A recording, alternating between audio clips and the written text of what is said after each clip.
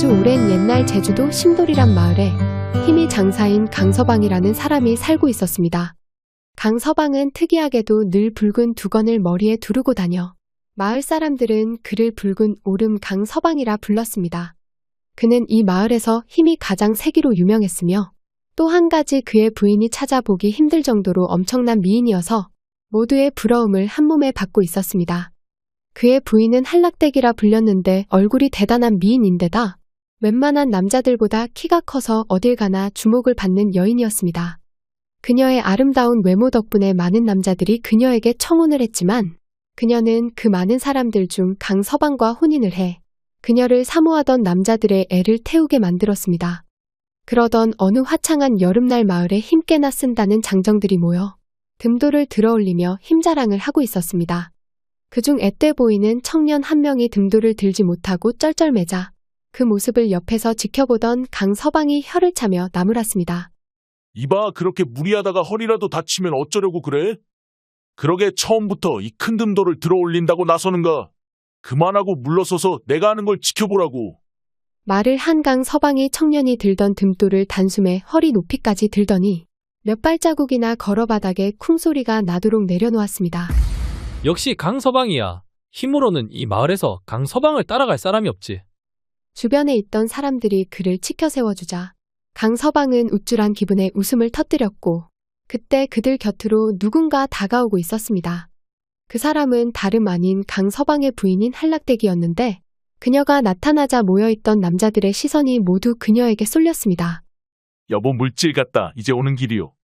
네, 서방님 아버님은 집에 돌아오셨나요? 오랜만에 장에 나가셔서 그런지 아직 안 돌아오셨어. 아무래도 술이라도 한잔하고 늦게 오실 모양이요. 네, 집에 가서 저녁 준비를 할 테니 적당히 하다 늦지 않게 들어오셔요. 알겠소. 한락대기 말을 마치고 집으로 가자 모든 남자들의 시선이 그녀의 뒷모습만 쳐다보고 있었습니다. 남의 마누라를 뭘 그리 뚫어지게 쳐다보는 게요. 아이고, 그게 나도 모르게 눈길이 가네 그려. 자네 처는 언제 봐도 절세 미인 이로구만. 저런 미인이 왜 자네에게 시집 받는지 도통 모르겠단 말이야. 뭐야, 말 다 했어. 이리 와봐. 우리 처가 나한테 시집 온 이유를 내가 가르쳐주지. 됐네, 됐어. 차라리 모르는 게 낫겠구만.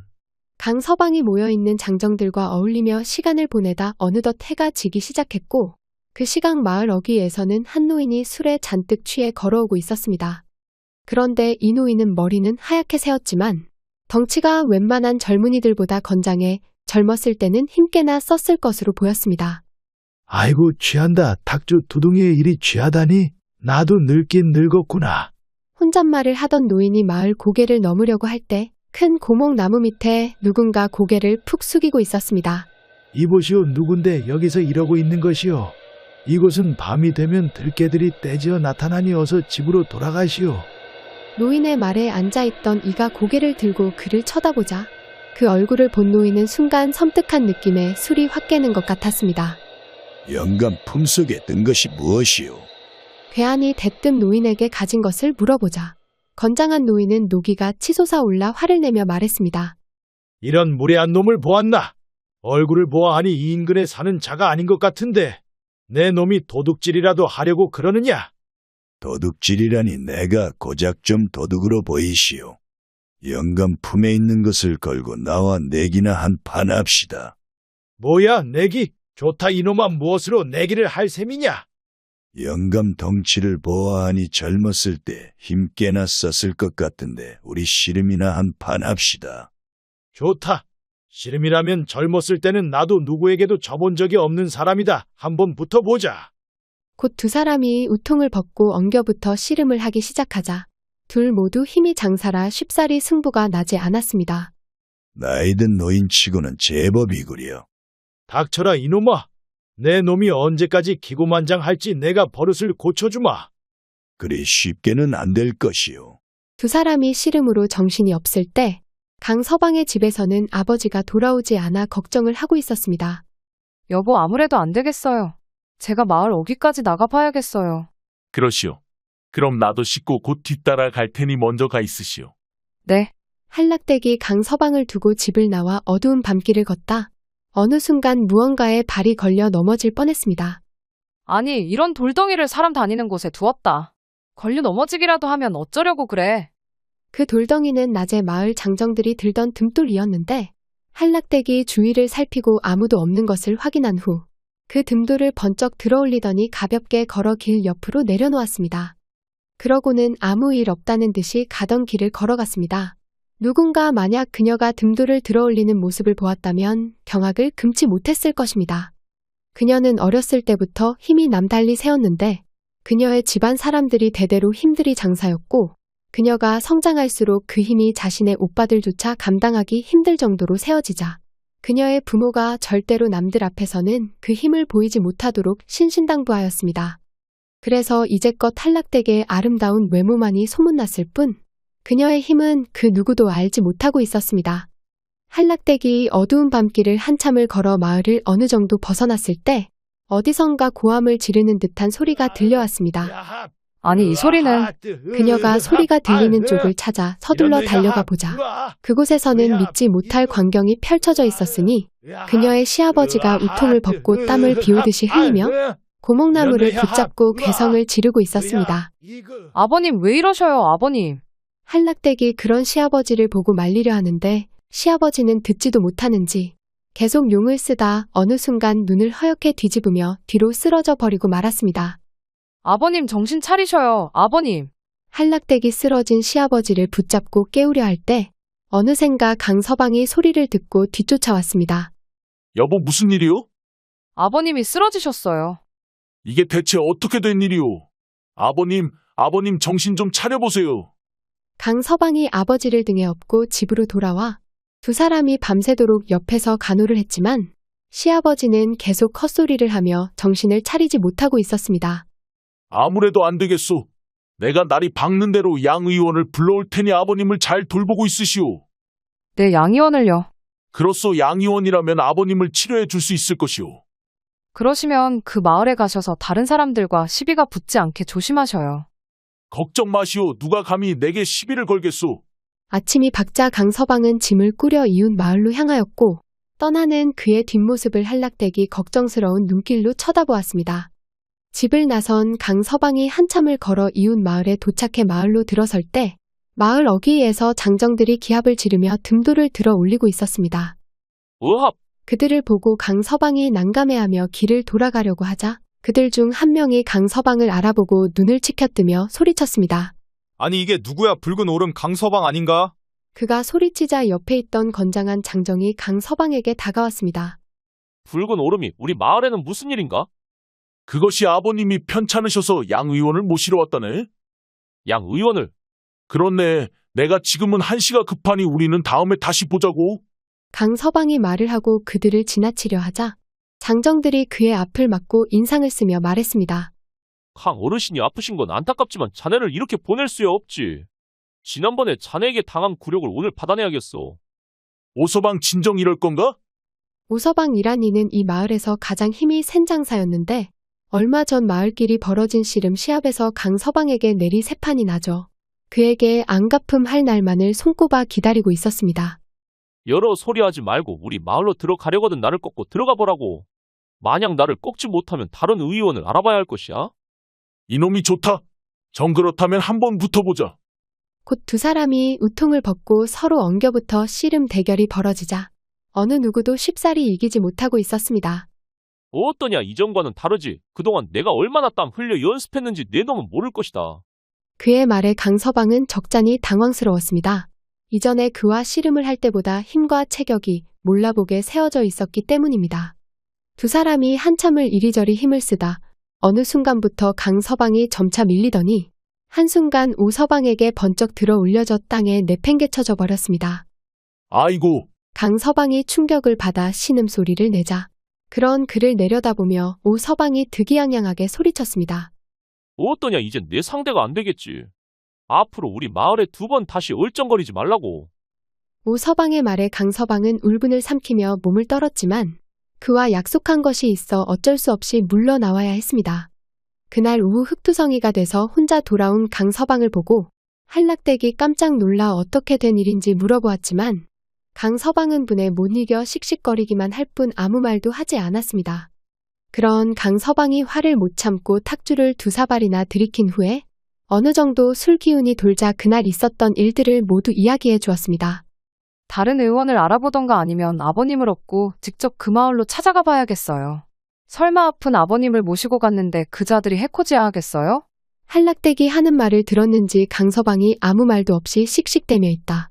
탁주를 몇 사발이나 연거푸 마시더니 벌떡 일어나며 소리쳤습니다. 내 이놈을 가만두지 않겠소. 감히 나를 모욕하다니. 어쩌시려고요? 당신은 아버님이나 잘 돌보고 있으시오. 말을 한 강서방이 씩씩거리며 집을 나가자 한락댁은 그의 뒷모습을 바라보다 방 안으로 서둘러 들어갔습니다. 방 안에 들어온 그녀는 옷장에서 남자 옷을 꺼내더니 그 옷으로 갈아입고 남장을 한 뒤 잽싸게 강서방의 뒤를 따라 달려갔습니다. 그녀는 있는 힘을 다해 달리다 강서방이 걸어가는 것이 보이자 그의 눈에 띄지 않게 길을 돌아 이웃 마을까지 있는 힘을 다해 앞서 달려갔습니다. 잠시 뒤 그녀가 이웃 마을에 도착하자 장정들이 듬돌을 들고 있는 것을 보고 그들 곁으로 다가갔습니다. 이봐 그렇게 작은 듬돌 하나 들어 올리는데 뭘 그렇게 끙끙거리는 건가? 그녀가 소리치자 그들 중 강서방을 꺾은 오서방이라는 이가 성을 버럭내며 앞으로 나섰습니다. 뭐냐 내 놈은 뭐하는 놈인데 남의 마을에 와서 이러쿵저러쿵 떠드는 것이냐. 나 말인가? 나는 붉은 오름에 먼 친척벌 되는 사람이다. 내 놈들이 내 동생에게 모욕을 주고 의원도 못 모시게 쫓아버렸다는 이야기를 듣고 내 놈들 힘이 얼마나 세길래 함부로 사람을 박대하는지 알아보기 위해 왔다. 오라 이제 보니 붉은 오름이 제가 못당하니 다른 이에게 고자질을 했나 보군. 근데 너처럼 호리호리한 자가 우리를 감당할 수나 있겠는가? 오서방의 비웃는 말에 한락댁이 그가 들던 듬돌 앞으로 가더니 듬돌을 머리 위로 번쩍 들어올려 그대로 듬돌을 밭 한가운데로 던져버리자 그 큰 바윗돌이 4~5장이나 날아가 밭 한가운데 떨어져 버리는 것이었습니다. 한락댁은 그것으로도 모자라 땅에 박혀 삐죽이 솟아오른 바위돌을 한 손으로 잡더니 그대로 뽑아올리자 집채만한 바위가 솟아올라와 그것을 그들 앞으로 던져버렸습니다. 뭐야 어찌 사람이 저럴 수 있단 말인가? 형님 저 자가 진정 사람이란 말입니까? 오서방과 다른 장정이 눈앞에서 벌어지는 일들을 보며 입을 딱 벌리고 다물지 못하자 한락댁이 그들 앞으로 가 눈을 부릅뜨고 말했습니다. 조금 있으면 강서방이 이곳으로 다시 돌아올 것이다. 그에게 정중히 사과하고 의원을 데려가는데 방해하지 말거라. 만약 또 한 번 강서방을 모욕하고 방해한다면 내가 다시 돌아와 내 놈들을 가만두지 않을 것이다. 알겠느냐? 예 알겠습니다. 그리고 내가 다녀간 일은 강서방에게는 절대로 말하지 말거라. 한락댁이 그들에게 단단히 다짐을 받아내고 마을을 떠나자 잠시 후 강서방이 그들 앞에 나타났습니다. 강서방을 본 장정들이 그 앞에 가더니 고개를 숙이며 정중히 말하였습니다. 이복의 강서방 아까는 내가 미안했네. 강 어르신이 편찮으시다는데 어서 양의원을 모셔가시게. 뭔가 갑자기 왜 이렇게 태도가 바뀐 건가? 강서방이 갑자기 돌변한 그들의 태도에 의아해했지만 그들이 정중히 사과하자 쌓여있던 화도 어느 정도 가라앉고 집에 있는 아버지가 걱정돼 양의원을 모시고 급히 집으로 돌아갔습니다. 강서방이 양의원과 함께 집으로 돌아와 방 안에 누워있는 시아버지를 양 의원이 진맥하고 한참을 살펴보더니 두 사람에게 묻는 것이었습니다. 혹시 강 어르신이 근래 헛것을 보거나 크게 놀라신 일이 없으셨소? 그의 물음에 한락되기 이전의 일들이 생각나 그 일을 말해주자 양의원이 혀를 차며 대답했습니다. 아무래도 도깨비에게 크게 홀린 것 같소. 도깨비요. 그렇소. 근래 강 어른처럼 멀쩡한 사람들이 갑자기 정신을 잃고 알아 눕는 일이 종종 있었소.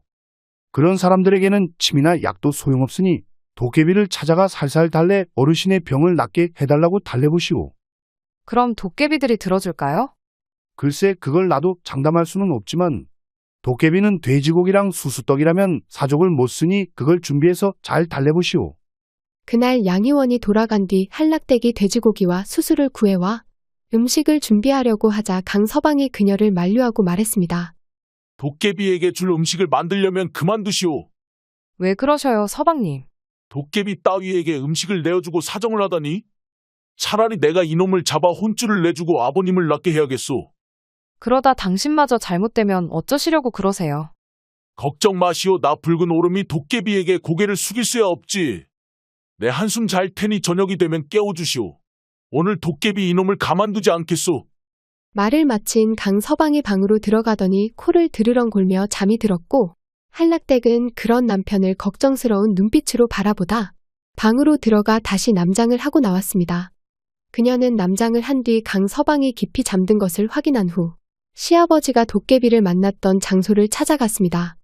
그녀가 한참을 걸어 시아버지가 쓰러진 장소에 도착하자 고목나무 밑에 웬 괴인 한 명이 고개를 수그리며 앉아있다. 한락댁이 가까이 다가오자 고개를 들고 그녀를 쳐다보며 말했습니다. 전하의 한락댁이 무슨 일로 나를 찾아오신 건가? 한락댁은 자신이 남장을 하고 있는데도 도깨비가 자신을 한 번에 알아보자 흠칫 놀랐지만 곧 마음을 다잡고 큰 소리로 말했습니다. 도깨비 주제에 나를 어찌 알아본 게냐. 세상 사람들은 한락댁의 진짜 모습을 몰라도 나는 다 알 수가 있지. 한락댁의 미모가 천하 제일일 뿐 아니라 힘 또한 천하에서 으뜸이라는 것을. 그렇다면 내가 널 찾아온 이유도 알고 있겠구나. 그야 시아버지를 낫게 해달라고 나에게 빌려온 것이 아닌가. 하나는 맞고 하나는 틀렸다. 내 놈은 나와 씨름을 해서 내가 이긴다면 우리 시아버님 병을 낫게 해준다고 약속하거라. 뭐라 씨름을 하자고. 그거 듣던 중 반가운 소리군. 좋다. 나를 이긴다면 내 시아버지 병을 고쳐주마. 허나 내가 진다면 너도 나의 소원을 꼭 하나 들어줘야 한다. 좋다 이놈.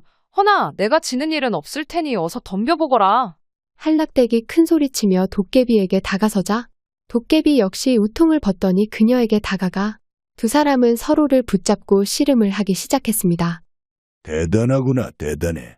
수많은 장사들과 씨름을 해봤지만 한락댁 너처럼 힘이 센 인간은 처음이구나. 닥쳐라. 아직 내 힘의 절반도 쓰지 않았으니 단단히 각오하거라.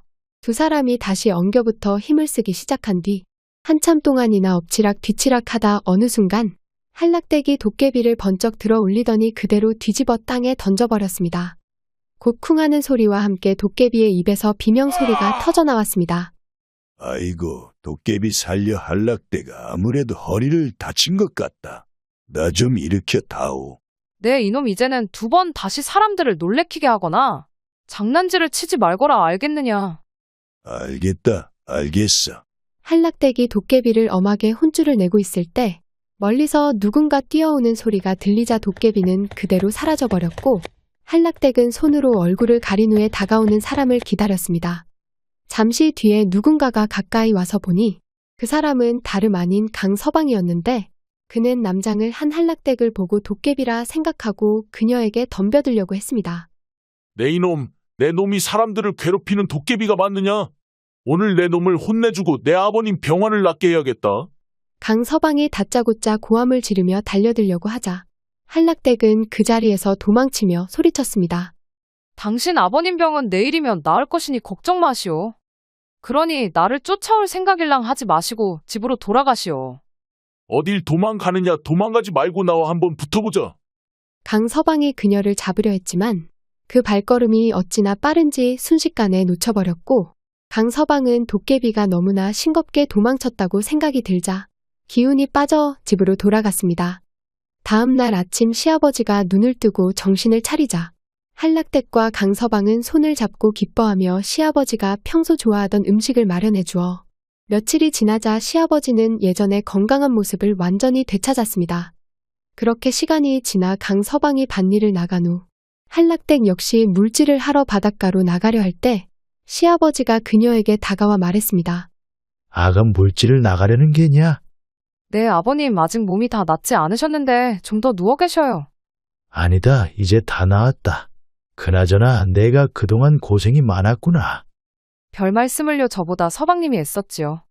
아니다. 내가 얼마나 힘썼는지 내가 다 알고 있다. 시아버지의 말에 한락댁은 속으로는 뜨끔했지만 시아버지의 인자한 눈길을 보며 마음이 따뜻해지는 걸 느꼈습니다. 조심해서 다녀오거라. 무리하지 말고. 네 아버님 다녀오겠습니다.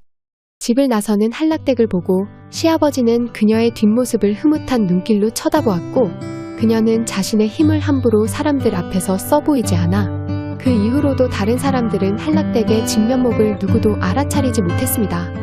그녀는 평범한 어느 여인들처럼 집안을 돌보며 강서방과 함께 화목한 가정을 꾸리고 행복하게 살아갔다고 전해집니다. 긴 영상 봐주셔서 진심으로 감사드립니다. 다음에 더 좋은 이야기로 찾아뵙겠습니다.